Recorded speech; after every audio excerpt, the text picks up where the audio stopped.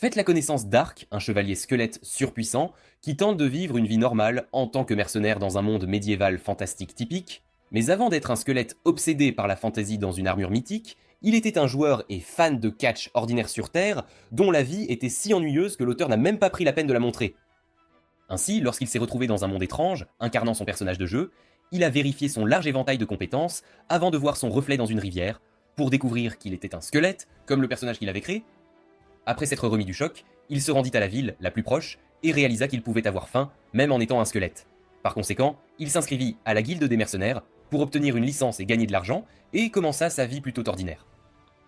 Un jour, alors qu'il revenait de la chasse, ayant abattu 2 sangliers et un orque, il découvre un groupe de bandits attaquant la caravane d'une jeune fille noble.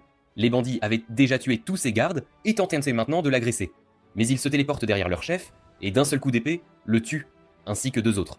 Les autres voyous, effrayés, s'enfuient, mais il utilise une attaque à longue portée appelée la fente du Wyvern, et leur épargne la peine d'aller en prison en les envoyant directement en enfer.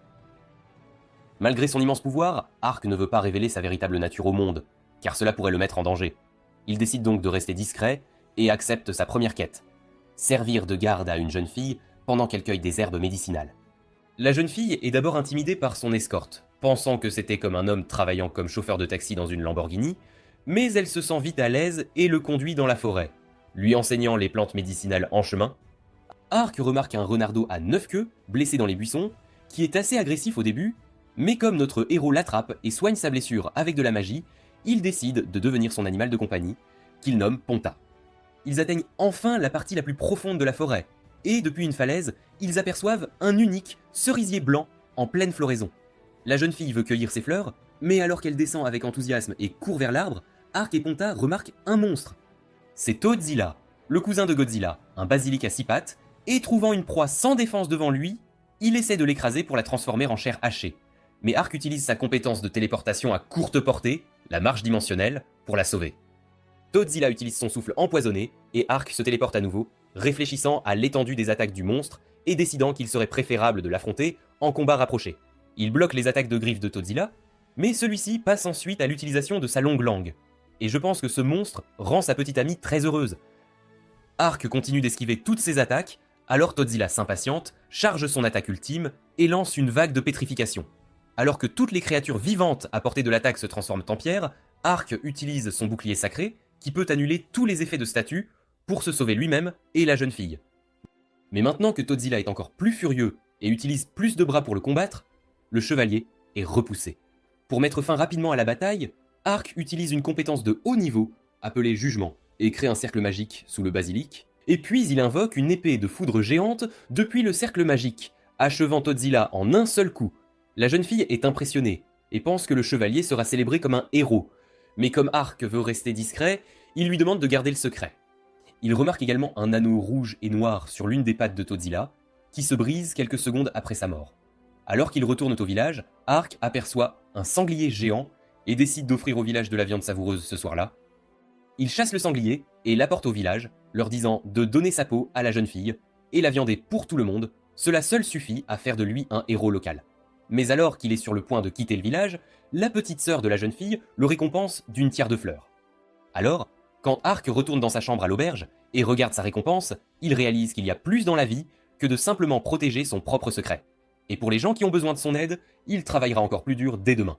Ark accepte la quête de chasser des bandits après cette première quête qui a changé sa vie, et il poursuit un groupe de voleurs et de kidnappeurs dans leur propre cachette. Et après les avoir vaincus, il prétend avoir trouvé leur trésor aussi. Il y a 2 cages ouvertes avec des gamelles devant, ce qui le trouble, mais il décide de ne pas prêter trop attention aux choses qui ne le concernent pas. Alors qu'il sort de la grotte avec son or, une fille encapuchonnée lance une attaque surprise sur lui. Il se demande si l'attaquante était une autre bandit, mais ses compétences à l'épée étaient très bonnes, et elle était presque aussi rapide que lui. Dans la mêlée, Ark remarque ses oreilles pointues et se souvient que c'était la fille elfe qu'il avait vue au marché l'autre jour en se promenant en ville. La jeune fille Arien est une guerrière elfe, qui fait de son mieux pour protéger son peuple et sauver les enfants elfes qui ont été kidnappés par des humains avides, et elle prend Ark pour l'un d'entre eux. Elle le maudit, et alors qu'il essaie de s'expliquer, elle n'écoute même pas. Mais dès qu'elle voit Ponta, elle baisse sa garde et lui demande pourquoi il y avait une créature spirituelle avec un bandit. Arc pensait qu'elle aimait juste les chiots, mais la jeune elfe lui dit que le chiot avec lui était en fait l'une des créatures spirituelles, connue pour être très prudente et n'aimant jamais les mauvaises personnes. Donc si le chiot était si proche de lui, cela signifiait qu'il était une personne décente et Ariane s'excuse auprès de lui.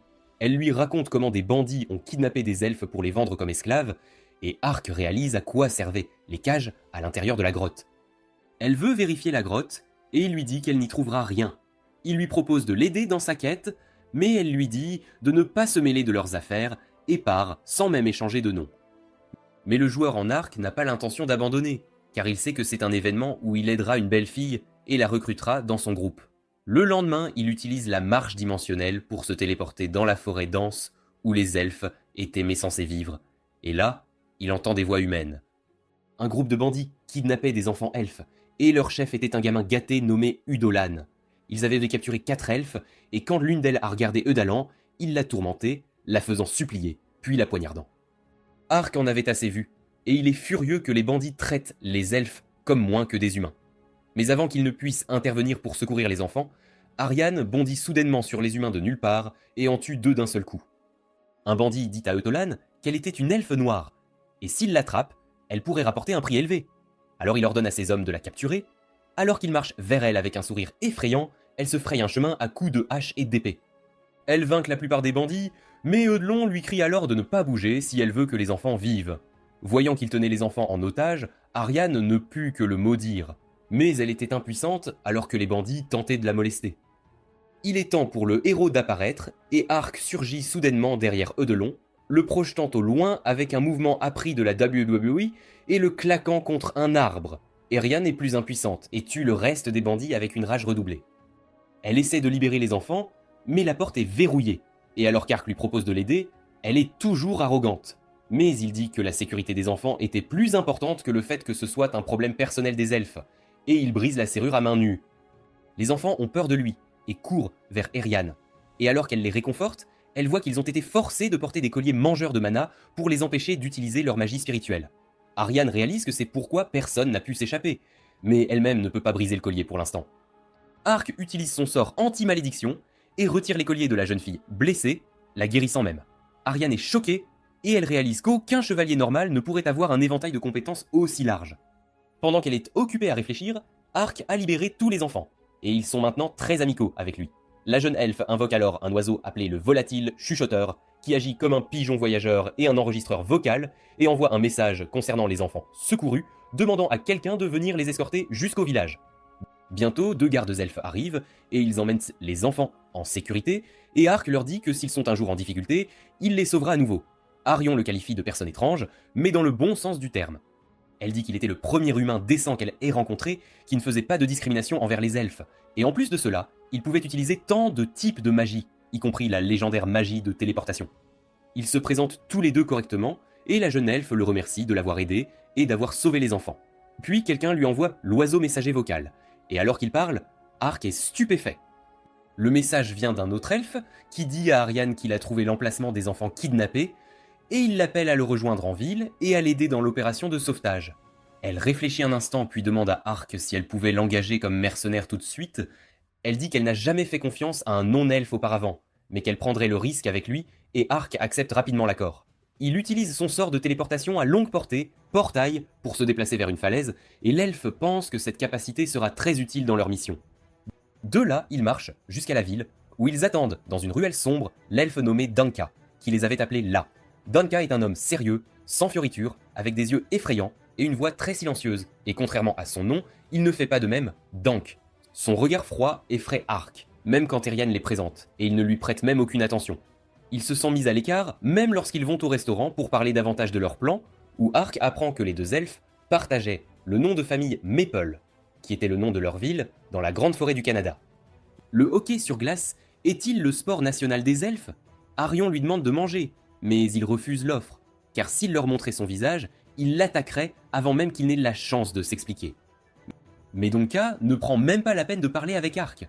Il se concentre sur la nourriture, agissant comme un critique, et ce n'est que lorsqu'il voit Ponta qu'il fait un peu confiance au chevalier.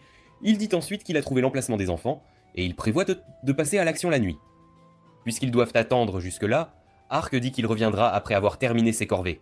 Il va encaisser tout ce qu'il a trouvé pendant la bataille avec les bandits.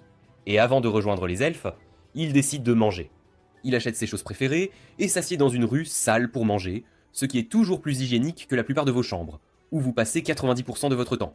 Le groupe atteint l'endroit la nuit, mais ils n'ont pas remarqué qu'un ninja les suit de près. Ils trouvent des gardes à la porte, et Ariane demande à Ark de les téléporter à l'extérieur des fenêtres du premier étage. Il utilise la marche dimensionnelle pour les y amener alors qu'il s'attendait à ce qu'il utilise le portail, et Ariane dit qu'ils se faufileront par la fenêtre. Elle essaie de passer par l'espace étroit, mais il y a des moments où être si épaisse est un désavantage. Alors elle reste coincée dans le trou, alors qu'elle se faufile tant bien que mal. Ark et Danka se téléportent à l'intérieur en utilisant la marche dimensionnelle, et elle est maintenant assez embarrassée. Ils descendent silencieusement et ouvrent une pièce pour y voir un tas de personnes mortes qui avaient été assassinées très récemment. Il y avait quelqu'un d'autre à l'intérieur du bâtiment, et pour se dépêcher, le groupe décide de se séparer et de chercher les elfes. Ark se déplace en utilisant la marche dimensionnelle et jette un coup d'œil par les serrures afin de pouvoir se téléporter à l'intérieur des pièces après les avoir vues. Il trouve une autre pièce pleine de morts, puis soudain quelqu'un lui lance des couteaux de ninja. Il les dévie, et une petite ninja l'attaque avec un jeu de jambes rapide et des coups vifs, mais il bloque toutes les attaques. Ark est stupéfait de voir une ninja, et en plus, elle avait des oreilles de chat et une queue, et il remercie sa chance pour cette journée. La jeune ninja est choquée d'entendre que le chevalier connaît les ninjas, puis elle voit Ponta et s'excuse d'avoir attaqué quelqu'un qui avait été reconnu par une créature spirituelle. Elle devine qu'Ark était là pour trouver les elfes kidnappés et lui dit qu'ils étaient au sous-sol, et elle lui donne un tas de papiers contenant des informations utiles. Elle était là pour autre chose mais n'a pas pu le trouver. Alors elle partait discrètement après avoir tué quelques bandits. Avant de partir, elle dit à Ark qu'il y avait aussi 2 elfes dans le manoir du seigneur. Puis elle s'éloigne en sautant sur les toits. Ark pense qu'avoir Ponta à ses côtés était la meilleure chose qui lui soit arrivée dans cet univers, et il pense qu'ils étaient vraiment amis avec un autre type d'avantage. Puis il ouvre les documents et est choqué de lire qu'il s'agit de contrats pour acheter des elfes. Il les montre à ses compagnons qui sont également choqués de les voir et d'apprendre que Lord Diento, le dirigeant de cette région, était à la tête de la bande de kidnappeurs. Ark leur raconte ce qu'il a appris de la ninja, mais garde son identité secrète et s'attribue le mérite, disant qu'il a interrogé quelqu'un. Le groupe est sur le point de se faufiler au sous-sol lorsque les bandits les trouvent, et ils n'ont d'autre choix que de se frayer un chemin en combattant. Ariane utilise son mouvement spécial, la lame de feu, et en une seule attaque transforme les bandits en charbon. Sur ce, ils se précipitent au sous-sol, où des jeunes elfes effrayés tremblent de peur, en entendant les bruits sourds et les explosions à l'extérieur. Ark et ses camarades elfes entrent, et il ouvre les portes de la prison en les pliant comme si elles étaient faites d'argile. Puis il téléporte tout le monde vers une autre falaise, car ce monde a plus de falaises que de gens. Ark retire les colliers mangeurs de mana des jeunes filles, et elles deviennent émues en le remerciant. Danka lui fait enfin confiance et lui laisse le soin de secourir les 2 elfes restantes avec Eriane pendant qu'il ramène les enfants au village. Le manoir du seigneur est en vue, et Ark utilise le déplacement dimensionnel pour se téléporter, lui et Eriane, jusqu'à lui. Elle lui demande d'aller à l'endroit le plus élevé car le seigneur doit y avoir sa chambre. Mais dès qu'ils atterrissent là, ils tombent sur des gardes qui leur demandent de s'arrêter et de se rendre. Ark utilise la fente du wyvern et brise la cloche d'alarme dans la tour, créant suffisamment de fumée et de bruit pour ruiner leur plan de s'introduire discrètement. Les gardes paniquent en essayant de trouver les intrus, mais Ark se cache avec succès parmi les statues de chevaliers et ils ne peuvent pas le trouver. Ces gars sont encore plus aveugles que Dora l'exploratrice. Un serviteur court vers Lord Dinto, le père d'Udolan, qui est sur le point de passer un moment coquin avec les elfes, lui disant que 2 monstres ont envahi le manoir. C'est la dernière chose qu'il dit, alors que la porte derrière lui est soufflée par Ark et Eriane, qui font leur entrée dramatique. Udolan panique en les voyant et essaie de s'enfuir en rampant, tandis que Ditto tente d'affronter les intrus, mais Eriane le frappe au poing, le plus faible d'un homme, et sauve ensuite les jeunes filles. Pendant ce temps, Ark projette Udolan contre le mur, qui est si terrifié qu'il s'évanouit, mais notre héros déverrouille une pièce cachée en brisant le mur. Il dit à Ariane d'y jeter un coup d'œil aussi, mais elle est trop occupée à pratiquer ses compétences de football avec les fesses du seigneur. Elle parle à Ark du traité de paix entre les humains et les elfes, et Diento l'a rompu le premier, donc il méritait d'être puni. Elle appelle même les 2 jeunes elfes à décharger leur rage sur l'homme, et je pense que Diento a été castré comme mon chien. Alors que des soldats viennent secourir leur seigneur, Ark demande à Ariane de les occuper pendant qu'il examine la pièce cachée. Elle utilise son épée de flamme, bat tous les soldats et dit aux jeunes elfes de fuir en sécurité. Elle se rend ensuite dans la pièce cachée pour trouver Ark en train de collecter des lingots d'or, et avant qu'elle ne puisse lui faire la leçon sur le fait que voler est mal, il a un plan pour la convaincre. Il dit qu'il faut beaucoup d'argent pour construire une organisation, et si les humains essaient de relancer leur bande de kidnappeurs, ils ne pourront pas le faire rapidement s'ils n'ont pas de fonds. Ariane le croit, et complimente même ses capacités de planification. Soudain, des explosions secouent tout le manoir, et Ark et Ariane partent rapidement avec l'argent, alors que le bâtiment est détruit. Aucun d'eux ne l'a fait, et Ark pense que ce doit être la ninja bête-fille. L'accord avec Ariane est conclu, et elle lui offre de l'argent, et sent que ce n'est rien comparé au trésor qu'il vient de voler. Mais comme un vrai débrouillard, Ark n'hésite pas à prendre $1 quand il en a déjà 1 million, puis elle lui demande s'il n'a pas de projet. Il peut venir avec elle au pays des elfes. Beaucoup de leurs gens souffraient encore aux mains des humains, et elle pourrait utiliser son aide pour les sauver. Ark veut vraiment y aller, et vivre une vie pleine de fantaisie.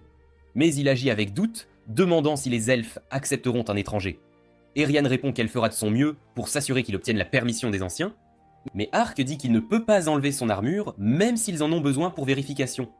Elle lui demande ses raisons, et il fait monter la tension, disant qu'elle pourrait le voir comme un monstre s'il enlève son casque, et quand elle promet de ne rien penser, il lui révèle qu'il est un squelette. Ariane est choquée et demande ce qui est arrivé à son visage. Mais Ark ne peut pas lui parler d'être un personnage de jeu dans un autre monde, alors il dit simplement qu'il s'est retrouvé comme ça un jour. Il récite l'histoire de son personnage de jeu. Il était un chevalier sacré qui a été maudit et devait maintenant parcourir le pays pour trouver une solution à cette malédiction. Arion est toujours surprise, mais elle peut confirmer qu'Ark n'est pas un mort-vivant car alors son esprit aurait été corrompu et il ne pourrait pas utiliser la magie de guérison ou de lumière. Ponta ne serait pas non plus aussi proche de lui qu'elle l'est maintenant, et la guerrière elfe dit qu'elle l'acceptera tel qu'il est. Les elfes garderont son secret en sécurité, et l'ancien pourrait avoir des indices si son problème était vraiment dû à une malédiction. Ark accepte son offre, et ils concluent un accord pour voyager ensemble. Elle l'emmène à sa ville à travers des forêts denses, et l'Ark surexcité essaie d'utiliser la marche dimensionnelle et tombe d'une autre falaise près d'une rivière. Ils y prennent leur repos du soir, et Ariane envoie un message vocal pour dire à son peuple qu'elle revient avec un invité. Elle a encore faim, alors Ark part chasser un peu plus, et en revenant, il trouve la jeune elfe, d'habitude si sérieuse, en train de câliner Ponta, et il ne manque pas de la taquiner à ce sujet. Après quelques jours, ils atteignent la cité elfe, et en voyant la gigantesque porte de fer, Ark ne peut que s'en émerveiller. Ariane demande que la porte soit ouverte, et Ark est impressionné par l'élément fantastique de la lourde porte de fer qui se soulève. Elle entre, et lui dit d'attendre ici jusqu'à ce qu'elle obtienne la permission de l'ancien. Ark examine la haute clôture en bois autour de la ville, et pense que, puisque les elfes vivent longtemps, elle doit aussi être assez vieille. Il semble que les elfes ne soient au pas lent seulement en ce qui concerne le vieillissement. Orion met trop de temps à obtenir la permission, et Ark joue avec Ponta, s'entraîne à l'épée, fait de l'exercice, et même fait une petite sieste réparatrice avant qu'elle ne revienne.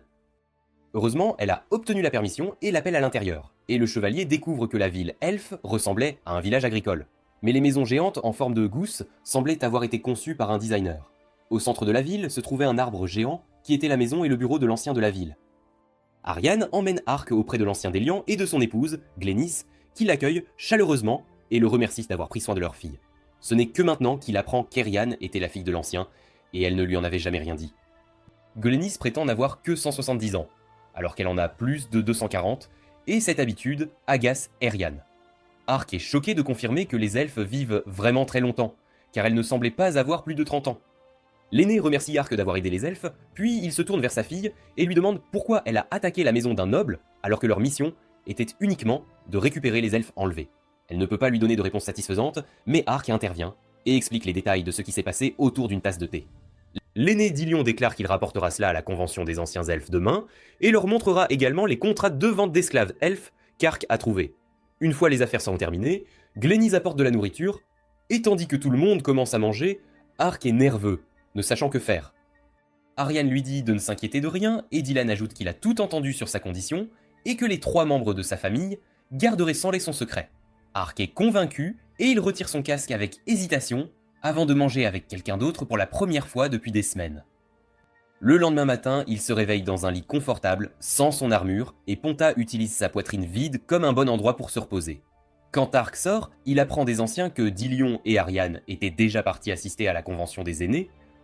Juste derrière leur maison se trouvait le cercle de transport vers la capitale elfe, qui n'était qu'une souche d'arbre géante avec un cristal magique sur le côté, et il fallait plusieurs sorciers elfes pour téléporter quelqu'un.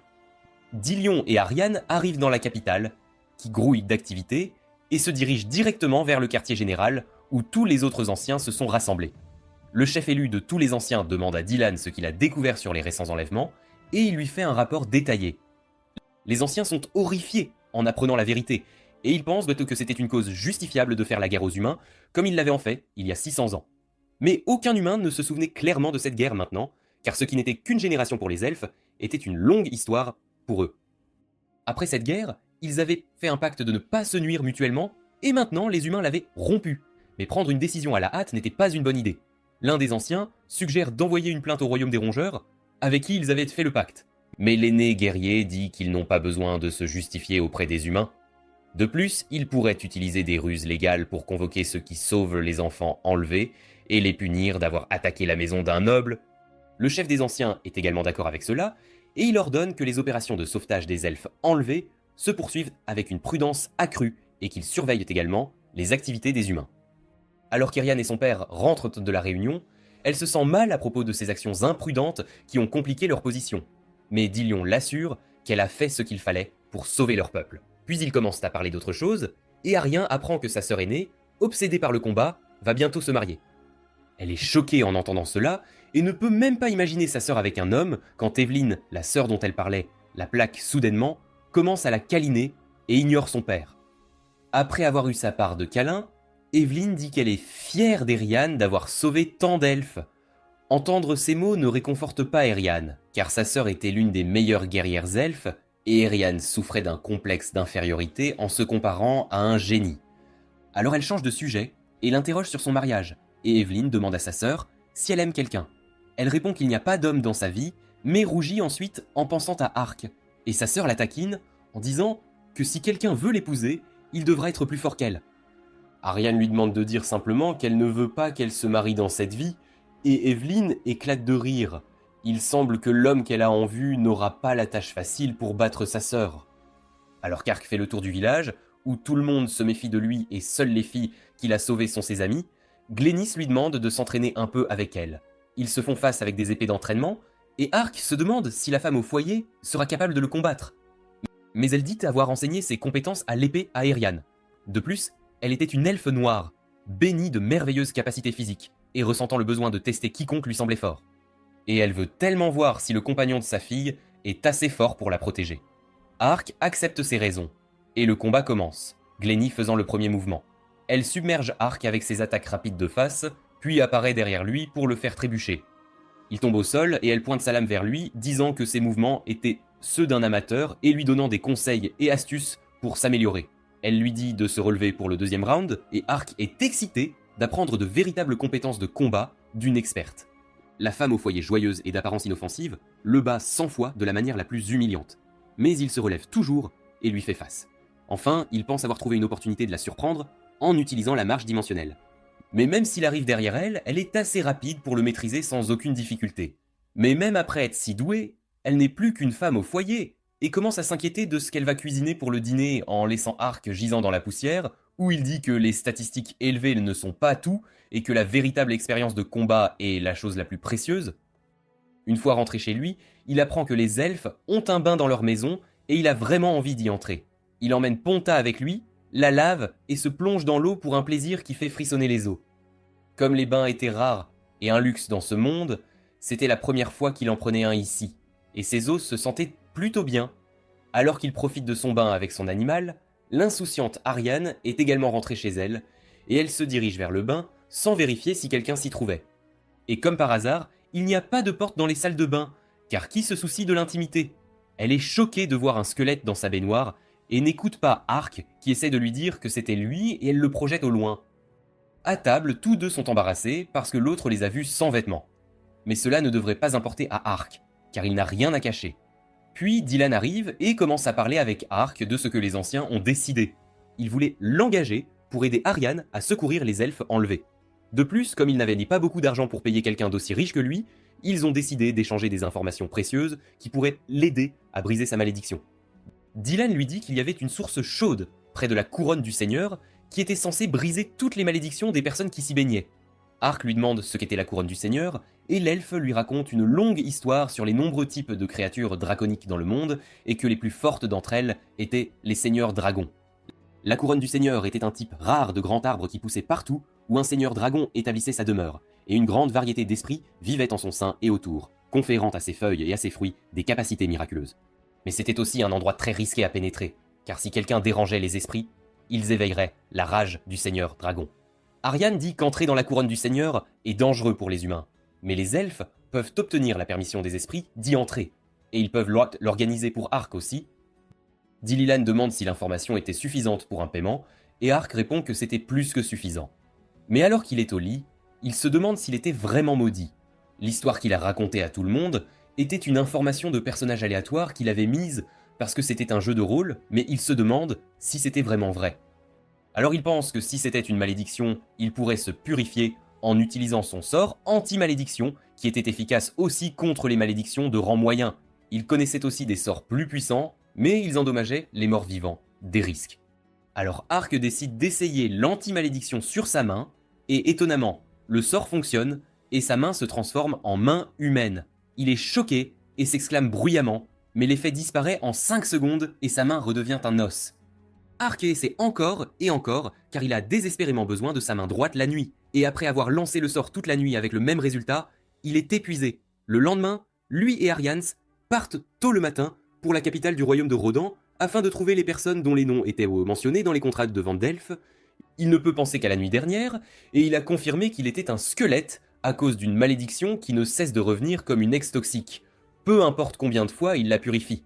Dès qu'ils sortent des bois, Ark est attaqué par des monstres libellules géantes près d'un lac, et il s'enfuit terrifié. Ariane le sauve et l'emmène dans un restaurant, où ils discutent de leur plan pour le lendemain. Elle lui dit que le moyen habituel d'atteindre la capitale était de prendre une calèche autour de la forêt, mais qu'ils devraient simplement traverser la forêt pour y arriver plus vite. Une serveuse les écoute et leur dit de ne pas traverser la forêt, car c'est dangereux à cause d'une meute de monstres appelés les loups hantés. Ils étaient apparus dans la région récemment, mais ils attaquaient les gens, et les soldats n'avaient rien fait pour les sauver. Ariane se perd dans ses pensées dès qu'elle entend parler des loups hantés, mais elle dit ensuite qu'il ne posait pas de problème pour eux. Alors il traverse la forêt, et Ark lui demande pourquoi elle était si préoccupée après avoir appris l'existence des loups hantés. Arion lui dit que la fourrure de la queue des loups hantés était utilisée dans les voiles de mariée selon la tradition elfe, et qu'elle était considérée comme le meilleur cadeau que l'on puisse offrir à une future mariée, et comme le mariage de sa sœur est proche, elle veut le lui offrir. Les loups semblent aussi désireux de se faire couper la queue et les attaquent soudainement de tous les côtés. Ark tranche un loup, qui disparaît comme mon estime de moi chaque fois que je vois plus de 4 personnes me regarder. Il réalise que les loups étaient une illusion, et même s'il l'attaque de tous les côtés, il n'est pas possible de dire si l'un d'eux est réel. Il est submergé par leur nombre quand il se souvient que les loups hantés étaient des créatures intelligentes qui attaquaient en meute, et leur tactique courante pour combattre des adversaires plus forts était d'utiliser des clones illusoires sous la direction de leur chef intelligent, qui les menait à la victoire. Mais pendant qu'Ark est en difficulté, Eriann maîtrise la situation. Alors qu'une meute de loups l'attaque, elle utilise une boule de feu pour abattre une illusion. Et alors qu'il lui saute dessus après cela, elle utilise des pointes de terre, atteignant un vrai loup parmi toutes les illusions. Ark se rappelle à nouveau qu'il n'a aucune expérience de combat malgré des statistiques si élevées que les loups qui le mordent ne font même pas une égratignure à son armure. Puisqu'il ne peut pas se battre comme Arion, il décide d'affronter le chef pour mettre fin rapidement à la bataille. Le chef les observe depuis une falaise, et si vous avez du temps libre, vous pouvez compter combien de falaises il y a ici. Ark utilise la marche dimensionnelle pour se faufiler derrière lui, et alors qu'il attaque le chef loup, celui-ci saute pour esquiver son attaque. Ark aperçoit le même anneau noir et rouge sur la patte du chef que celui qu'il a vu sur Todzilla. Alors il décide de tester une théorie en restant immobile et en laissant le chef l'attaquer par derrière. Dès que le loup fait cela, Ark utilise une attaque de feu à travers sa cape, puis balance son épée, seulement pour trancher l'anneau sur sa patte. Dès que l'anneau est brisé, le chef retrouve ses esprits. Il hurle et rappelle sa meute, et il rentre chez eux. Ariane grimpe pour voir ce qui se passe, et elle arrive juste à temps pour voir l'anneau disparaître. Elle est choquée, mais Ark comprend ce qui se passe. Il lui parle de Todzilla, qui portait le même anneau, et il doit y avoir plus que de simples monstres s'intéressant à la mode. Les monstres venaient dans des zones où ils n'avaient pas leur place, et attaquaient les gens, et c'était probablement à cause des anneaux. Laissant de côté la discussion sur les anneaux, Arion demande à Ark d'attendre un instant pendant qu'elle ramasse la fourrure de la queue des loups qu'elle a tuée pour le cadeau de sa sœur. Ark attend qu'Ariane finisse son travail d'écorchage des loups quand Ponta remarque quelque chose et s'enfuit. Ark le suit et dit à Ariane d'attendre ici pendant qu'il poursuit le renard à travers la forêt. Une calèche passe sur la route autour de la forêt et à l'intérieur se trouve la princesse du royaume des rongeurs, Uriana, qui voyage en mission diplomatique pour rencontrer les elfes au sujet des récents enlèvements. Elle est sûre que son frère aîné Dakarès était impliqué dans le commerce d'esclaves, et qu'il était également soutenu par l'Empire Saint de l'Est. D'un autre côté, la secte de son frère aîné était très ambitieuse et pouvait tout faire pour devenir l'héritier du trône, et il obtenait le soutien de l'Empire de l'Ouest. Avec les deux frères se disputant le pouvoir et devenant chaque jour plus agités, la princesse s'inquiète pour sa propre sécurité et espère que tout se passera bien pendant ce voyage. Elle se porte la poisse en disant cela, et sa calèche est attaquée par un groupe d'assassins. À l'intérieur de la calèche, la servante protège Uriana, mais elle s'arrête brusquement et elle réalise que tous les gardes avec elle sont morts et qu'elles sont encerclées par les assaillants. L'un d'eux ouvre la porte et la servante tente de protéger la princesse en se jetant sur l'attaquant avec un poignard, mais il la tranche et met fin à sa vie. Uriana panique, et alors qu'elle se précipite pour vérifier l'état de sa fidèle servante, l'attaquant la poignarde en plein cœur, et c'est aussi la fin pour elle. L'un des soldats qui l'escortait était également impliqué dans le complot visant à la tuer, et il dit aux assassins de piller les corps et de faire passer cela pour l'œuvre de bandits. Alors qu'il rit en disant qu'ils vont devenir riches après cette mission, Ponta saute sur les visages des soldats, et il se demande ce qu'était cette créature à l'air furieux. Il décide de simplement la tuer pour s'en débarrasser, mais le menaçant Ark arrive derrière lui et lui serre les mains si fort que le bruit de ses os qui craquent est entendu par tout le monde. Ark jette le soldat de côté et s'agenouille pour voir la jeune fille blessée, qu'il pense être la fille d'une famille riche. Les assaillants pensent qu'il a dû les voir tuer la princesse et ils l'attaquent avec des balles de feu et de pierre, mais il ne ressent même pas leurs attaques. Il se demande juste s'il devrait aider la fille qui était morte en utilisant ses compétences incroyables pour la ranimer. Si ce n'était qu'un jeu, ce serait considéré comme une bonne action, et il serait récompensé d'une manière ou d'une autre, mais il n'est pas si sûr de ramener une personne morte à la vie dans la réalité. Ark ne remarque les attaques qu'après qu'elles aient cessé, et il se retourne pour voir les assaillants crier alors que des loups hantés leur sautent dessus. Le chef des loups est venu pour se venger des humains, et pour remercier Ark de l'avoir sauvé de la folie plus tôt, et il décide de se joindre aux loups pour se débarrasser des ordures humaines dès que possible. Certains assassins réussissent à s'enfuir, mais les autres sont tués, et le chef loup repart avec sa meute après avoir accompli sa mission. Maintenant que personne n'est là pour le voir, Ark décide qu'il est sûr d'utiliser sa compétence de très haut niveau appelée Régénération, grâce à laquelle il ramène la princesse morte à la vie. Ark est content que sa compétence fonctionne, et il charge Ponta de veiller sur la jeune fille pendant qu'il aide les autres morts. Il parvient à soigner la servante et quelques soldats avec la même compétence, mais l'un d'eux est si gravement blessé que la compétence ne peut rien faire pour lui. Ark fait de son mieux pour sauver tout ce qu'il peut, et alors que la lumière brillante de la compétence de régénération remplit la zone, la princesse ouvre les yeux un instant, se demande si l'homme devant elle était un ange, puis s'évanouit à nouveau. Elle se réveille plus tard, quand la servante en pleurs, la secoue et lui explique qu'elles étaient toutes les deux encore en vie, sans une seule égratignure. Certains soldats étaient morts, mais les autres avaient été ramenés à la vie par magie d'une manière ou d'une autre. La princesse est certaine qu'elle n'était peut-être pas seulement blessée, et le sang sur ses vêtements abîmés est une preuve suffisante qu'elle a créé été tuée, mais un miracle envoyé par Dieu les a sauvés. Elle rassemble ses hommes et rayonne en leur faisant un discours motivant sur la façon dont quelqu'un a conspiré pour la tuer, mais par la miséricorde de Dieu, un miracle les a sauvés, et elle considère cela comme le signe divin qu'ils sont destinés à accomplir leur mission. Elle galvanise les soldats en disant qu'ils se rendront immédiatement à leur destination et que rien ne pourra les arrêter. Ark observe tout ce drame depuis les buissons et il réalise que la jeune fille était une princesse. En revenant, il se demande s'il n'en a pas trop fait en la ranimant et est certain que cela pourrait être un moment où l'histoire changera. Il retrouve Ariane et constate qu'elle a terminé son travail et recueilli suffisamment de fourrure pour le voile de sa sœur. Elle lui demande ce qui s'est passé, mais il ne lui dit pas grand-chose et répond que ce n'était rien de spécial. Sur ce, ils reprennent leur voyage et atteignent le marché de la capitale. Quand quelqu'un jette un homme sur Ark, il se retourne et découvre qu'une enfant est entourée de nombreux hommes. Et alors qu'il l'attaque, elle pique les yeux de l'un d'eux et nargue les autres de venir l'affronter tous à la fois. Ark pense qu'il devrait aider la pauvre fille, mais Ariane dit que ce n'est pas nécessaire. Elle a raison car la jeune fille repousse facilement les hommes et Ark est impressionné. Mais ensuite, la fille le regarde, et il est un peu inquiet qu'elle ne cherche la bagarre avec lui. Au lieu de cela, elle le salue poliment et dit que c'était agréable de le revoir. Et Ark réalise que c'était la fille bête ninja qu'il avait rencontrée en sauvant les elfes à Dianto. La fille dit à Ark qu'il a été excellent en sauvant les elfes, et elle veut aussi lui parler de quelque chose. Arien lui demande qui était la fille et comment elle était au courant de leur opération de sauvetage, et Ark lui dit que c'est elle qui lui avait en fait donné les informations sur l'emplacement des elfes enlevés à Dianto.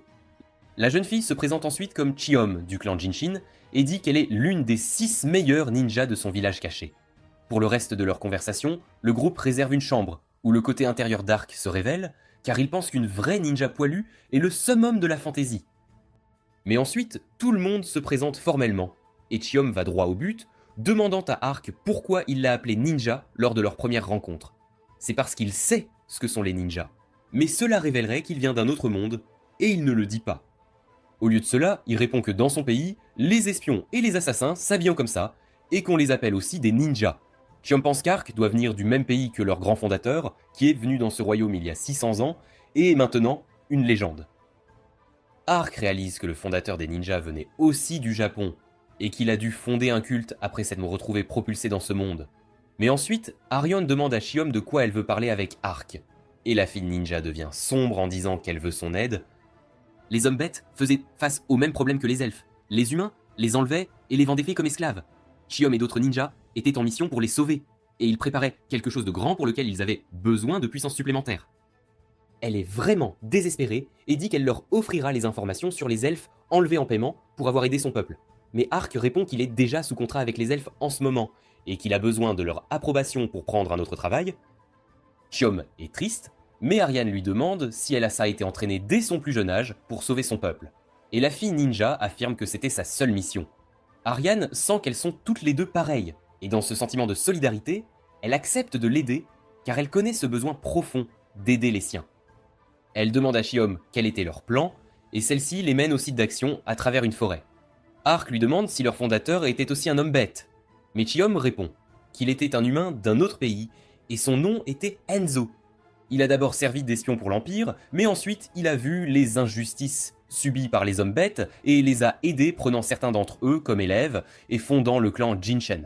Ark est choqué en entendant le nom du ninja le plus célèbre de tous les temps, Hattori Hanzo. Et maintenant ses doutes sont confirmés. Il venait sûrement du Japon. Il est jaloux que quelqu'un ait été là avant lui, et non seulement il a laissé son héritage en tant que clan ninja, mais il est aussi devenu une légende. Chiom le voit agir étrangement, mais Arion répond qu'il a parfois des crises de maladie fantastiques. Puis ils arrivent à une autre falaise, d'où ils peuvent voir le plus grand marché aux esclaves du royaume, qui est comme une forteresse bien gardée, et leur plan est de l'attaquer et de libérer les personnes kidnappées à l'intérieur. Mais Chiom leur dit que cet endroit était le centre du commerce d'esclaves, donc s'ils l'attaquaient, les renforts arriveraient bêtes et vite. Ils devaient donc être rapides. Elle dit à Ark et Ariane de l'attaquer rapidement, avec éclat, puis de s'enfuir aussi vite que possible, car cela pourrait être dangereux pour eux autrement. Chiom dit que tous ceux qui participaient à cette mission et tous ceux qu'ils voulaient secourir ne pourront pas s'échapper, et Ark comprend qu'elle prévoyait d'attaquer cet endroit juste comme une diversion. La fille ninja confirme sa supposition et dit que les ninjas hommes-bêtes s'étaient déjà positionnés dans la ville et allaient attaquer 4 autres marchés aux esclaves en même temps qu'ils attaquaient ici. L'attention serait attirée sur le plus grand marché et tout le monde dans les autres lieux aurait de meilleures chances de s'échapper. Ariane dit que ce plan est trop imprudent, mais Chiom est déjà déterminé à se sacrifier, et beaucoup d'autres, s'ils peuvent, sauver les gens, dans d'autres endroits. Elle fait confiance à Ark et Ariane pour l'aider à minimiser les pertes, mais il dit qu'ils se battront avec eux jusqu'au bout. Bien que la fille poire ninja soit réticente à le laisser risquer sa vie, Ark lui explique qu'il peut utiliser la magie de téléportation, et la voyant choquée, il dit qu'elle aurait dû le voir l'utiliser à l'époque. C'est une bonne nouvelle, et Chiom pense qu'à ce rythme, il pourrait pour lui sauver tout le monde. Alors elle décide d'informer les autres. Elle leur dit qu'ils vont attaquer le marché ce soir, et leur dit de se préparer en partant, sautant par-dessus les arbres. Ark pense aussi qu'il devrait penser se préparer, et par préparation, il entend manger. Après cela, il veut faire une chose de plus, et c'est de porter un masque ridicule afin de se démarquer comme un leurre. Ariane n'est pas une grande fan d'Halloween et dit que cette idée était juste stupide, et ni elle ni Ponta ne sont impressionnés par Ark portant le masque. Pendant qu'ils parlent, Chiom vient les voir avec un autre ninja, qui est une montagne de muscles nommée Goemon. Ark est choqué d'entendre que son nom est le même que celui d'un autre ninja célèbre au Japon, et pour confirmer ses doutes, il demande à Chiom si ce sont leurs vrais noms, mais apprend que ce n'étaient que des titres donnés aux guerriers les plus habiles. Ark a confirmé que les deux ninjas portaient le nom de véritables légendes du Japon, et il espère rencontrer Naruto ou Sasuke dans leur groupe aussi. Goemon est un homme distrait et d'apparence agressive, et il fixe Ark avant qu'il ne se mette soudainement à lutter. Les filles pensent ça qu'ils se battaient, mais elles ne savent pas que c'est ainsi que les hommes deviennent amis, et les deux hommes commencent à rire et à se complimenter mutuellement sur leur force. Minuit arrive, et il est temps pour eux de mettre leur plan à exécution. Ariane et Chiom prévoient en gros de s'introduire par la porte arrière, tandis qu'Ark et Goemon attaqueront ouvertement, par l'avant, et attireront toute l'attention sur eux.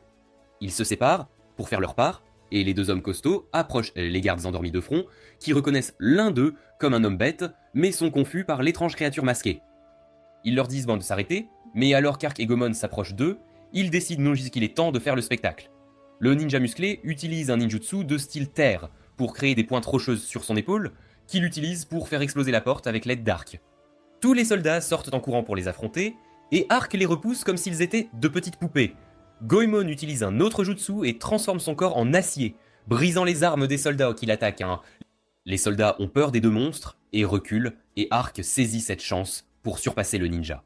Il utilise sa compétence, balle rocheuse, qui est plus comme un canon rocheux, et écrase les soldats avec. Et pour encore plus d'attention, il rit comme un maniaque et terrorise les soldats déjà effrayés. Le ninja utilise un autre ninjutsu appelé frappe de lance rocheuse, et il frappe le sol, le fissurant, et en faisant sortir des pointes rocheuses. Ark est trop compétitif et veut faire mieux que lui, alors il utilise sa magie de croc rocheux, et des crocs rocheux géants sortent du sol. Mais ensuite leur magie de terre se combine, et ont un effet stimulant l'une sur l'autre, et les pointes jaillissent partout, et détruisent toute la zone, et ils sont enterrés sous les décombres du désordre qu'ils ont causé. Pendant ce temps, Ariane, Ponta et Chiom ont atteint la porte arrière, et en voyant le spectacle que les deux hommes donnent, elles se précipitent pour profiter de la confusion. Elle tombe sur une porte verrouillée, et avec ses talents de crocheteuse, la fille ninja l'ouvre rapidement, et elle se faufile tight dans la forteresse tandis que les soldats se précipitent vers la porte d'entrée. Ponta remarque des soldats, et avant qu'ils ne puissent faire quoi que ce soit, Chiom utilise le ninjutsu aquatique et transforme son attaque d'eau en loup qui tue les soldats. Plus de soldats arrivent en courant vers elle, et c'est au tour d'Ariane de s'en occuper maintenant. Ce qu'elle fait en les brûlant avec sa magie d'épée de feu. Elles atteignent le sous-sol, où les hommes bêtes ont été enchaînés et gardés en prison. Alors que Chiom les libère, il lui demande qui elle est, et quand elle déclare qu'elle est du clan Jinshin, ils deviennent soudainement beaucoup plus optimistes et énergiques qu'avant. Elle déverrouille les prisons et dit aux hommes bêtes maintenant libres de l'aider pendant qu'Ariane éloigne les soldats qui arrivent. À la porte d'entrée, Ark et Goemon étaient tous deux enterrés sous les décombres, mais ils en sont sortis sains et saufs grâce à leur mécanisme de défense. Et alors qu'ils pensent à aider les filles, elles ont déjà terminé leur mission et sortent pour les informer que tous les hommes bêtes libérés montent la garde dans le hall. Maintenant, seul le bâtiment à l'arrière reste à être fouillé, et Goemon se porte volontaire pour rester en arrière comme arrière-garde pour arrêter les soldats. Pendant que les autres avancent, tuant tous les gardes sur leur chemin, ils déverrouillent des portes, trouvent une prison souterraine avec plus de gens et libèrent tout le monde.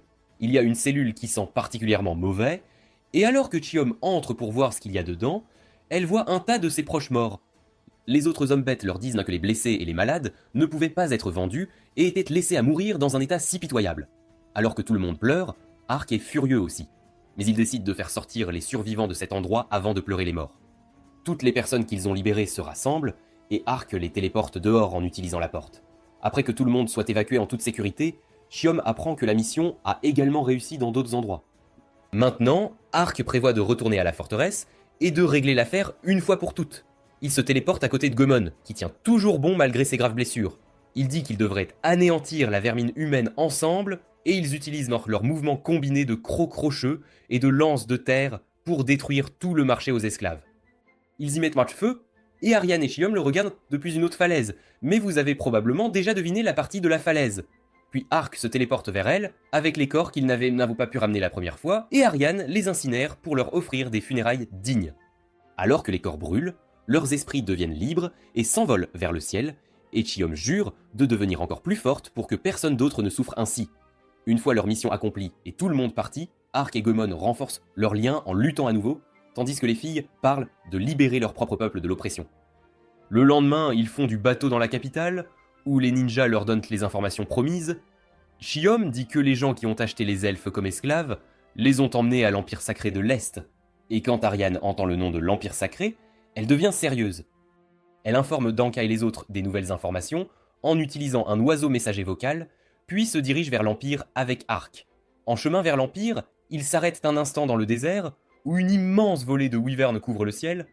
Ark est submergé par ses crises de fantaisie, Mais Ariane est confuse, car les wyverns ne voyagent jamais en si grand groupe. À cause de leur grand nombre, l'oiseau messager vocal a peur de voler, et le message ne peut pas être transmis aux autres elfes. Ark dit que ce n'est pas un gros problème, et qu'il peut juste disperser les monstres ressemblant à des dragons. Sans même expliquer son plan, il saute d'une falaise et fait un atterrissage fracassant. Puis il décide d'utiliser une attaque de zone moyenne appelée amortisseur de foudre, et des nuages sombres couvrent le ciel et libèrent des éclairs qui frappent les filles et les wyverns. Ariane et les autres sont également pris dans le tirami, et quand il se téléporte vers eux après que le ciel se soit éclairci, il est choqué de les voir dans un état si pitoyable. Mais alors qu'il essaie de demander si elles vont bien, un elfe aux cheveux verts et à l'herbe prend des notes sur eux. Ark et Ariane vont dans une auberge de la ville voisine, et elle est toujours en colère qu'il ait utilisé une attaque si dangereuse sans même un avertissement. Mais ensuite elle passe à autre chose et sort une carte de l'Empire, cherchant le chemin le plus court vers leur destination. Elle n'a qu'une carte incomplète, sans détails, et la route directe est inexplorée et risquée. Mais il y a autre chose qui inquiète Ariane, et Ark lui demande pourquoi elle est si inquiète depuis qu'elle a entendu le nom de l'Empire. Elle répond que capturer et vendre des elfes était toujours légal dans l'Empire, et c'est pourquoi elle était en danger, et même être dans une ville frontalière comme celle-ci était risqué pour elle. Mais alors, l'elfe aux cheveux verts du matin les approche, et il est assez intrépide même en montrant ses oreilles pointues en territoire humain. Avant qu'il ne puisse dire quoi que ce soit, Ariane lui met une marmite sur la tête, lui disant de cacher la preuve qu'il n'est pas humain. Mais l'aubergiste et d'autres personnes sont assez amicaux avec lui, et la fille elfe est confuse par ce qui se passe. L'elfe se présente comme un biologiste nommé Karsay, qui vit dans cette ville depuis 10 ans, et est ami avec tout le monde. Ariane n'y croit toujours pas, et Karsay lui fait le discours de Martin Luther King Jr. sur la façon dont il veut que les humains et les elfes coexistent joyeusement. Elle dit qu'il était délirant, et il lui demande si elle ne voyageait pas avec un humain malgré sa haine envers eux. Une fois leur débat terminé, Ark demande à Karsay pourquoi il l'a approché, et il dit qu'il avait besoin d'un certain spécimen de monstre difficile à attraper. Mais en voyant son puissant sort ce matin, il était convaincu qu'Ark et sa partenaire pouvaient le faire. Ariane refuse, disant qu'ils sont occupés par des affaires plus importantes. Mais alors Karsay offre une carte détaillée de l'Empire en récompense, elle est un peu tentée par la récompense. Alors il ajoute en bonus une copie de sa recherche sur les créatures magiques, et Ark veut vraiment ça. Il insiste pour qu'Ariane accepte sa mission, et elle le lui permet. Karsay est content d'obtenir leur aide et leur dit de le retrouver à la porte de la ville le matin. Après cela, Ark étale sa richesse et paie trop cher pour une chambre, et l'aubergiste lui offre un tonneau d'alcool de haute qualité. Dans la chambre, alors qu'Ariane pense à la coexistence des humains et des elfes, il ouvre le tonneau et lui verse un verre, lui demandant si elle avait même le droit de boire. La fille entre en mode compétitif et boit le verre d'un trait, et elle l'aime tellement que ses oreilles tressaillent sans qu'elle le remarque. Ark prend une gorgée et trouve que ce n'est pas seulement très savoureux, mais aussi assez fort. C'était si fort qu'Ariane est ivre avec seulement 2 verres et saute sur Ark, lui donnant des signaux mitigés sur ce qu'elle veut faire. Il est confus si elle le veut lui ou la boisson, et au lieu de lui donner une réponse claire, elle lui secoue violemment la tête et le plaque au sol toute la nuit. Le lendemain matin, elle se réveille dans la chambre en lambeaux avec une gueule de bois, et en voyant Ark par terre sans son armure, elle le prend pour un simple squelette et le foudroie même s'il essaie de s'expliquer. Oubliant tout cela, ils vont au comptoir, où l'aubergiste les taquine en disant qu'elle a entendu des bruits de coups venant de leur chambre toute la nuit. Ariane est déjà trop embarrassée ici, mais quand ils vont voir Karsay et s'excuse de l'avoir fait attendre, il répond qu'il a compris qu'il s'était levé tard à cause de la nuit intense. Ils partent à la recherche du monstre avec Karsay et l'un de ses amis humains, et la gueule de bois et le mal des transports d'Ariane se combinent avec l'odeur terrible provenant des cadavres de gobelins que le chercheur transportait. Il dit que les cadavres étaient l'appât pour attirer les vers des sables qu'il voulait étudier. L'ami humain de Karsay donne à Ariane un thé spécial pour l'aider avec sa gueule de bois. Et même si elle n'est toujours pas à l'aise avec les humains, elle trouve que cela a réellement aidé. Ark parle avec Karsay et en apprend plus sur le ver des sables qu'il devait y capturer. C'était une créature de 7 à 8 pieds de long qui sortait la nuit et se nourrissait principalement de créatures mortes vivantes. Elle était faible au feu, et Karsay lui demande de ne pas utiliser le feu car il veut le spécimen vivant. De plus, il ajoute que le ver des sables avait récemment été trouvé se dirigeant vers la volée de Wyvern, et alors que les deux hommes parlent de monstres, Ariane regarde en arrière et voit le chariot avec les gobelins, et l'autre personne manquait. Au moment où elle avertit Ark, un ver des sables géant apparaît du sol, qui mesure plutôt 70 pieds, et Karsay dit qu'il a peut-être oublié d'ajouter un 0, mais il est aussi choqué en voyant le ver géant, et dit que c'était le plus grand spécimen qu'il ait jamais vu. L'ami humain de Kersey est allongé sur le sol avec son chariot détruit et le ver des sables le remarque. Alors qu'il s'apprête à l'attaquer, Aryan se précipite pour aider et utilise une explosion de feu sur le monstre. Bien que le feu soit sa faiblesse, l'attaque ne fait pas grand-chose au ver des sables et il l'attaque à la place. Il manque de l'attraper, mais Ark la sauve en tenant le ver des sables géant d'une seule main. Il lui dit de lui laisser le reste de la tâche et commence à lutter avec le ver, puis utilise son immense force pour le tirer du sable et le projeter sur le côté. Le ver des sables meurt, et ce n'est qu'alors qu'Ark remarque qu'il avait aussi cet étrange anneau. Le groupe ramène le monstre à la ville, et Kersey récompense le chevalier avec la carte et le livre. Avant de partir pour leur voyage, Aryan demande au biologiste pourquoi il vit avec les humains, et il dit qu'il les aime bien. Au début, il avait une image négative de tous les humains quand il vivait dans un village elfe, mais en apprenant à les connaître, il a découvert qu'ils n'étaient pas tous mauvais, et qu'un avenir pacifique pouvait être construit où les deux races vivraient en amis. Et il y avait une merveilleuse nouvelle concernant un noble humain et une fille elfe tombant amoureux et se mariant. Aryan est incrédule et demande à Ark ce qu'il en pense, et il répond qu'il y a différentes sortes de personnes parmi les humains et les elfes. Bien qu'il ne soit pas possible pour tout le monde de coexister, certains d'entre eux pourraient donc devenir de bons amis. Ils atteignent la ville où les elfes kidnappés étaient censés être détenus, mais c'est une ville militaire avec chaque endroit sous haute sécurité. Ils décident qu'ils doivent avancer lentement et prudemment ici, et décident de se séparer pour trouver plus d'informations. Ark découvre que des cris étranges pouvaient être entendus de la forteresse voisine la nuit, et récemment de nombreuses personnes avaient disparu de la ville, mais personne ne pouvait dire quoi que ce soit sur les elfes. Il décide de retourner voir Aryan, mais entend alors la voix d'une femme se faisant kidnapper par des hommes. Alors que l'un d'eux essaie de la traîner, Ark apparaît derrière lui et lui tord la main. Les autres voyous se précipitent pour l'attaquer, mais d'un coup de doigt, il les assomme. La fille est vraiment reconnaissante et court pour le serrer dans ses bras, et Aryan vient trouver Ark à ce moment précis. En voyant une étrange fille serrer le chevalier dans ses bras, elle est également choquée et jalouse. Même si Ark lui dit qu'il a trouvé la fille en difficulté et s'est démené pour l'aider, elle lui dit de rentrer chez elle avec un regard intense et effrayant. Elle est toujours jalouse de la fille et agit de manière assez froide en disant à Ark qu'elle a découvert des informations utiles. Elle l'emmène à une autre falaise d'où ils peuvent voir une forteresse, et ses sources lui disent que les elfes ont été amenés ici il y a 4 mois. Ark dit que beaucoup de choses auraient pu se passer en ces 4 mois, mais Aryan garde l'espoir de trouver quelqu'un en vie, et il s'approche net du bâtiment pour l'inspecter. Il se faufile dans la forteresse, et la trouve étrangement vide et silencieuse, et Aryan trouve une porte cachée qui dissimule des escaliers menant à une zone de stockage souterraine qui sent les bêtes sauvages. Après avoir utilisé Ponta comme diversion pour éliminer les gardes à la porte, elle essaie de l'ouvrir, mais ne peut pas car c'est une porte coulissante, et elle la pousse. Il y a beaucoup de cellules de prison à cet endroit, et elles sont vides, à l'exception d'os, de fourrure et d'une mauvaise odeur.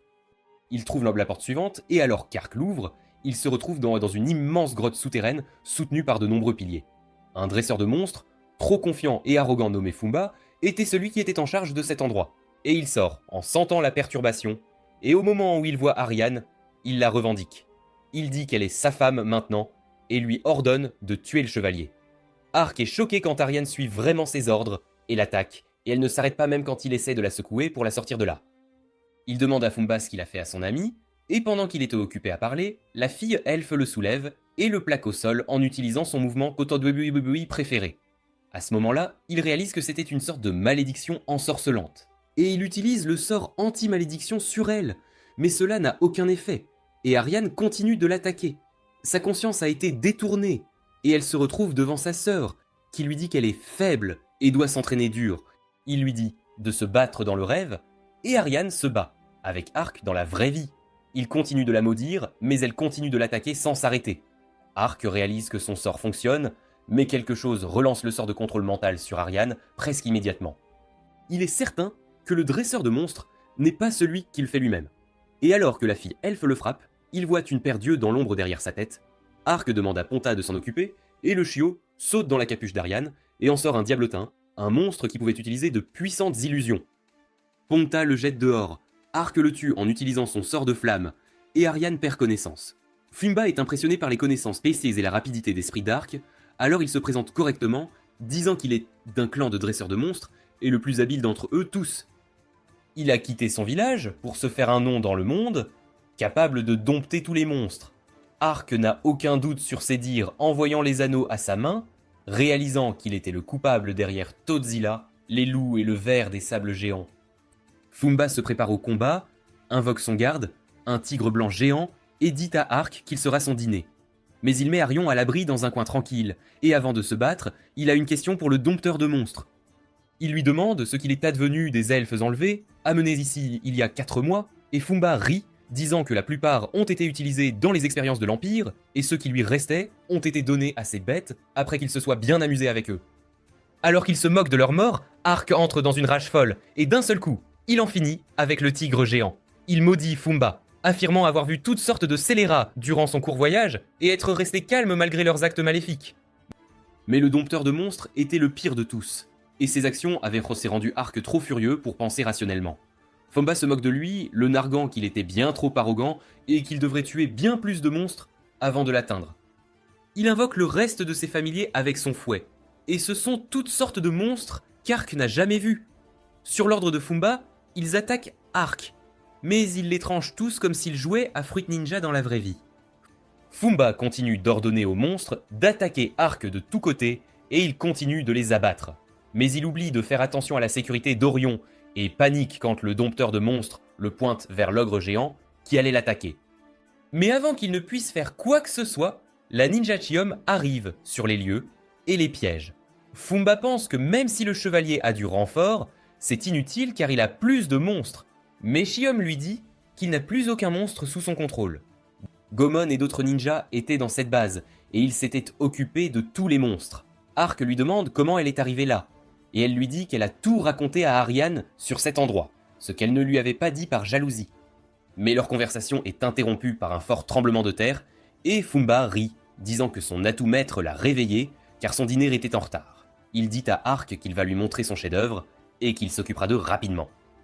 Il s'enfuit, et Arc veut le poursuivre, mais les rochers qui tombent l'en empêchent, et Chiom lui dit qu'il devrait d'abord mettre Eriane en sécurité. Arc se téléporte dehors et, depuis les airs, il voit le flanc du château se fissurer et de la fumée et de la poussière, il aperçoit un puissant monstre en sortir. C'était l'hydre, le monstre aquatique le plus puissant, maître absolu de l'élément eau, doté d'une capacité de régénération super puissante. Arc ne se sent à l'aise que sur une falaise, il s'y rend et remarque que l'hydre a 5 anneaux, un pour chacune de ses 5 têtes.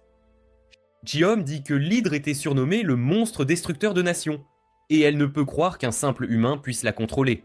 Elle suggère de battre en retraite, mais l'hydre les remarque et utilise une attaque hydroblast, qui écrase complètement la falaise où il se tenait. Fumba est ravi de voir ça, et il pense que ses ennemis sont morts. Et il rit comme un fou, disant que c'était là sa véritable puissance. Il veut la montrer aux anciens de son village, qui lui avaient dit qu'il n'était pas assez fort ni discipliné et ne reconnaissait pas ses talents. Quiconque a vu Star Wars sait que ce n'est pas une bonne chose de dire ça à un génie orgueilleux. Fumba quitta le clan et rencontra l'empereur du Saint-Empire, qui l'employa pour ruiner leur royaume voisin. Maintenant, avec la puissance de l'hydre, il se croit invincible, et il ordonne aux monstres géants d'aller se repaître des habitants de la ville. Arc et son groupe sont ensevelis sous les rochers, mais grâce à son bouclier, ils ont survécu et il souffle les rochers. Mais alors il regarde autour de lui et ne trouve pas Ariane, et panique pour se retourner et découvrir qu'elle est passée en mode sombre. Elle est couverte d'une aura obscure alors qu'elle lui dit furieusement qu'elle n'était pas inconsciente quand le dompteur de monstres la contrôlait. Elle a donc entendu tout ce qu'il a dit sur elle et son peuple, et elle veut le trouver pour le remplir de douleur et de regrets. Chiom est d'accord, disant qu'avec l'hydre, Fumba était une trop grande menace pour être laissée en liberté. Elles pensent toutes deux qu'il doit les croire mortes, et que c'était donc la chance parfaite de l'abattre par une attaque surprise. Alors qu'elles partent le chercher, Arc ne bouge pas, et dit qu'il faut aussi faire quelque chose pour l'hydre. Chiom lui dit qu'ils ne peuvent pas faire grand-chose, car c'est un monstre capable d'anéantir des pays entiers, et qu'on pourrait qualifier de force de la nature. Arc n'est pas d'accord avec cette dernière phrase, et dit que, contrairement aux calamités naturelles, l'hydre peut être tué. Et alors même que la ninja lui demande s'il plaisantait, Ariane lui dit d'aller s'occuper du monstre pendant qu'elle s'occupe donc de son dompteur. Ariane et Chiom courent vers le dompteur de monstres et le surprennent avec une attaque de boule de feu qu'il esquive de justesse. Ariane dit qu'elle est là pour le tuer pour les elfes qu'il a torturés et il répond qu'elle était bien trop impuissante contre lui. Il dit qu'il a l'hydre de son côté et la jeune elfe répond que l'hydre était certes forte mais que lui était faible et qu'il faisait un tel grand spectacle de l'hydre pour cacher sa propre faiblesse. Ces mots sont les mêmes que ceux que lui avaient dit les anciens de son village, et Fumba craque. Il dit qu'il va tous les tuer et leur montrer sa puissance, mais Ariane l'attaque sans attendre que son ennuyeux dialogue ne se termine. Il bloque son attaque avec son fouet et essaie d'utiliser les diablotins pour la contrôler à nouveau. Mais elle les abat tous, disant qu'elle ne tombera pas 2 fois dans le même piège. Fumba est frustré maintenant, et il essaie d'ordonner à l'hydre de l'aider quand Chiom lui lance des couteaux et lui coupe le dos, ruinant son tatouage. Elle dit qu'elle avait remarqué plus tôt qu'il contrôlait les monstres, grâce à ses complexes marques maudites, mais la moindre perturbation pouvait les rendre inutiles, et maintenant il ne pouvait plus rien contrôler du tout. Fumba est à bout, et il rit comme un fou, disant aux filles de ne pas le blâmer pour ce que l'hydre fera ensuite. Chiom s'inquiète pour la ville, mais Ariane lui dit que tant qu'Ark serait là, il ne laisserait pas le monstre tuer qui que ce soit. Puis elle charge son épée de feu et marche vers le dompteur de monstres effrayé qui essaie de l'arrêter avec son fouet, mais il brûle facilement et il s'excuse d'avoir blessé les elfes. Ariane lui dit qu'elle n'a pas besoin de ses excuses. Il pourrait les donner à ceux qu'il a tués quand il les rencontrera. Avec ce dialogue percutant, elle utilise son sort le plus puissant et brûle Fumba dans des flammes bleues jusqu'à ce qu'il ne reste même plus ses cendres. De l'autre côté, l'hydre traverse la forêt, écrasant les arbres comme de l'herbe, et elle vise la ville avec son hydroblast quand Ark l'arrête en utilisant son attaque fente de Wyvern. Mais cela n'a eu aucun effet sur l'hydre qui a tourné toutes ses têtes vers lui. Elle essaie de le mordre avec une force incroyable, mais Ark esquive les attaques, puis utilise sa compétence, coup de bouclier pour la déséquilibrer, et les têtes de l'hydre se balancent en arrière l'une après l'autre. Puis il se téléporte en l'air et attaque l'un de ses coups avec un mouvement en W. Et malgré cette attaque, le monstre est pratiquement indemne. Il attaque Ark avec 3 hydroblasts, et il esquive l'explosion géante avec sa compétence marche dimensionnelle, seulement pour se faire mordre par une tête. Et puis, 3 autres têtes chargent un hydroblast. Et Ark réalise qu'elle sacrifiait une tête pour le tuer à coup sûr. Mais c'est assez inutile, car son bouclier le protège de tout dommage, mais le monstre perd une tête. Ark descend, et utilise ensuite la compétence ultime, Jugement, avec toute sa puissance, et invoque une épée éclair géante du ciel qui tranche 3 des têtes de l'hydre. Avec une seule tête restante, le monstre commence à régénérer celle qu'il a perdue en utilisant une étrange mousse ressemblant à du chewing-gum, et Ark pense que c'était à prévoir d'une bête mythique. Alors, pour se donner de la distance afin de préparer son coup de grâce, Ark se téléporte sur une autre falaise et décide d'utiliser une grande magie qu'il n'avait jamais tentée auparavant. Elle allait être trop puissante et épuisante, et il ne pourrait l'utiliser que pour une courte durée, mais cela devrait suffire à abattre l'hydre. Ark crée un cercle magique géant, et avec toute sa puissance, il invoque le démon infernal, Ifrit. Alors que le démon de feu géant apparaît, l'hydre est complètement guéri et se retrouve face à un adversaire de même taille. Ils se précipitent l'un vers l'autre, et le démon brise les têtes du monstre à main nue et lui écrase la mâchoire quand elle essaie d'utiliser l'hydroblast. Il frappe et mord l'hydre, qui commence à s'enfuir après s'être libéré du contrôle de Fumba et avoir réalisé qu'elle était dépassée. Mais Ark lui saute dessus depuis le ciel et la fait tournoyer par la queue de toutes ses forces avant de la lancer haut dans le ciel. Puis il ordonne à Ifrit d'utiliser sa compétence ultime, Flamme Hélion, et avec un pilier de feu éclatant visible à l'autre bout du monde, l'hydre se consume en cendres. Ariane et Chiom sont choqués en voyant le combat entre 2 monstres géants, et alors que le soleil se lève, Ark revient vers elle et dit qu'il est heureux qu'elle soit en sécurité. Elle l'interroge sur le démon de feu géant, et il leur dit que c'était un être invoqué d'une autre dimension et qu'il rentrerait chez lui dans 5 minutes. Bientôt, Ariane reçoit un message vocal de Danka, lui annonçant une nouvelle choquante mais bonne. La princesse Ouriana, du royaume de Rodin, avait rencontré l'un des anciens des elfes, et elle a dit que leur royaume prenait la responsabilité des humains ayant rompu le traité de paix et enlevé des elfes. Elle avait promis de rechercher les elfes disparus, mais il y avait une autre chose qu'elle avait réussi à faire accepter à l'ancien. Elle expliqua à l'ancien que ses 2 frères aînés, qui avaient tenté de l'assassiner, étaient soutenus par les empires de l'Est et de l'Ouest, tous 2 des pays racistes. Et pour empêcher que l'un d'eux ne devienne roi et n'aggrave les relations entre humains et elfes, elle voulait être la reine. Elle promit à l'ancien elfe que s'il la soutenait dans sa revendication du trône, elle se battrait à leur côté au cas où le Saint-Empire les envahirait. L'ancien accepta volontiers l'accord, et la princesse lui dit qu'ils devraient travailler ensemble pour bâtir un monde où humains et elfes coexistent pacifiquement. Malgré ces nouvelles immensément positives, Ariane est mécontente et traverse une crise, car son unique but dans la vie lui est retiré maintenant que les humains vont chercher les elfes enlevés. Elle est surprise que les humains puissent traiter les elfes de la sorte, et elle se souvient de ce que Karsé lui a dit. Et Ark a dit que peut-être le temps de la coexistence pacifique allait arriver plus tôt qu'il ne l'imaginait. Ariane répond que depuis qu'elle a rencontré Ark, il semblait que le monde changeait autour de lui, et il se contente d'en rire. Il dit que maintenant que la grande mission est terminée, il va reprendre une vie tranquille et aucune des filles ne le croit. Pour plaisanter, il enlève son casque et la pauvre Chiome, qui n'a même pas eu d'avertissement, est terrifiée, se cache derrière un arbre et ne sort pas même quand Ariane explique tout le scénario de la malédiction. Puis elle dit à Arc de venir chez elle, et après un bref repos, ils se dirigeraient ensemble vers la couronne du Seigneur, où il pourrait briser sa malédiction, et il pense que ce serait le mieux. Ainsi, le voyage qu'Arc a entrepris pour mener une vie tranquille s'est déroulé comme ça. Et avec ses nombreux amis, il espère que cela continuera d'être aussi amusant que ça l'a été. Il n'a toujours aucune idée de pourquoi il a été envoyé dans ce monde, mais il s'en fiche tant qu'il peut profiter de sa vie de squelette ici.